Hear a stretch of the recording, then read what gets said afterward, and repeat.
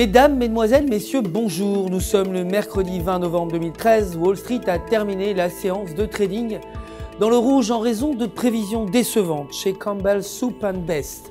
Buy alors que les investisseurs attendent le discours du président de la Fed, Ben Bernanke. Le S&P 500 a perdu 0,20%, le Dow Jones a donc perdu 0,06% et le Nasdaq a reculé de 0,44%. L'action Renault a gagné 0,72%, clôturant à 63,30 € après que la compagnie ait annoncé une hausse globale de 5% de ses ventes de voitures. Le dollar américain s'est échangé de façon mitigée par rapport aux devises majeures après que le résultat décevant de l'indice du coût du travail ait été éclipsé par la déclaration de William Dudley, dans laquelle il dit être optimiste quant au redressement de l'économie américaine. Aujourd'hui, l'indice des prix à la consommation Core est attendu inchangé à 0,1%. Les ventes de détail à 0,1% contre moins 0,1%. L'indice des prix à la consommation à 0% contre 0,2%. Et les ventes de maisons déjà construites à 5,21 millions contre 5,29 millions. Le compte-rendu de la réunion du FOMC doit être publié aujourd'hui.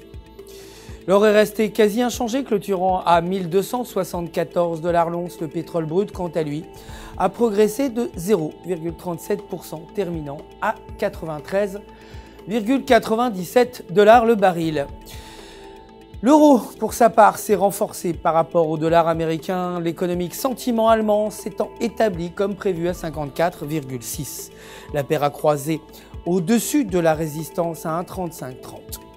Tant que la paire se maintient dans ces conditions, elle devrait progresser à 1,3600. Aujourd'hui, aucune donnée économique importante n'est attendue. La livre sterling s'est échangée de façon mitigée par rapport au dollar américain et a terminé inchangée alors que les investisseurs attendent la publication du taux d'intérêt directeur du MPC. Selon le graphique journalier, la paire livre US-dollar s'échange dans un intervalle entre une résistance à 1,6250 et un support à 1,5880. Le maintien en dessous de 1,6150 pourrait mener la paire à 1,6000. En revanche, si la paire échoue à croiser en dessous de 1,6000, elle pourrait se diriger vers 1,6200.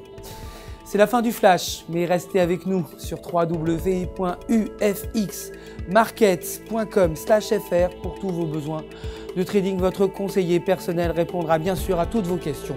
Le centre d'assistance du FX Markets se joint à moi pour vous souhaiter une excellente journée de trading.